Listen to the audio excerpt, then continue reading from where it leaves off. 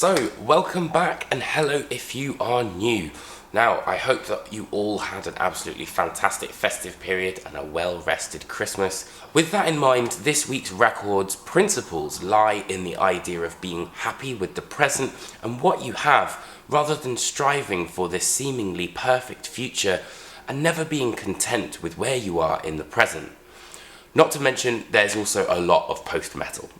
So without further ado, let's look at Garganjua's Towards the Sun.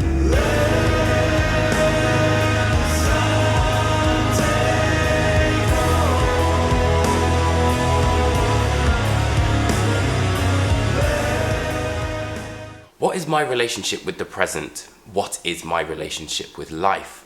These are the opening words that kick off Toward the Sun on the first track, Transcending.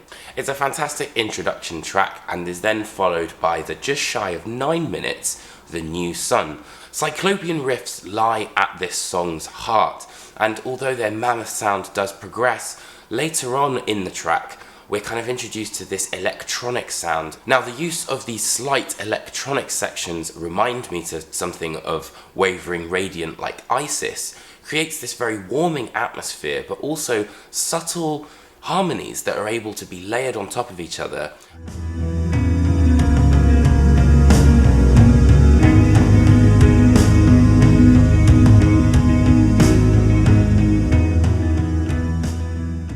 And then we get to the song's crescendo, which is where these elephantine riffs really come to a head.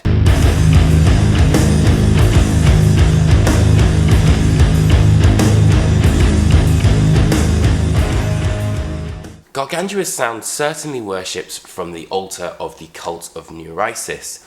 However, instead of being a Wayne's World fanboy, Garganjua are able to offer something different into this very well-trod melting pot that is post-metal. However, as much as I may have just name-dropped some of post-metal's pedigrees, there are sections which kind of look towards glum northern pastures, let's just say. Particularly the slow drawl of Maya, which definitely wears its Paradise Lost influence on its sleeve. Solemn leads and minor keys are definitely the order of the day on this track, and while it has a lot of ambition, there are some sections which I did think kind of overstayed their welcome a little bit. Similarly, there's a fantastic sense of the funerary on Controlling Waves, and it's here that these kind of cascading guitar lines work really well with the clean vocals to create such a forlorn, melancholic sound. There are also hints of the more extreme lurking in Toward the Sun, and particularly the aptly tight Lightbearer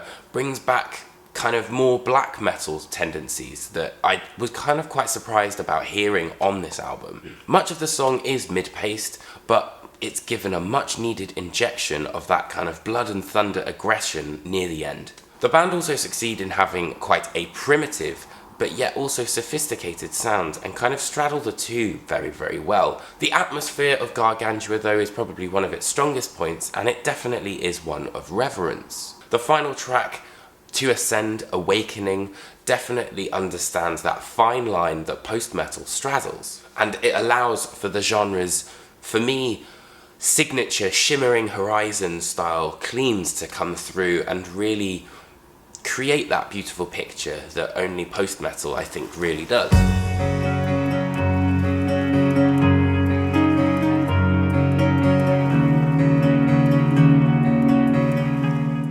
The band are also often at their apex when they're weaving these intricate webs of clean guitars and clean vocals, and it really does envelop you as you listen to the record.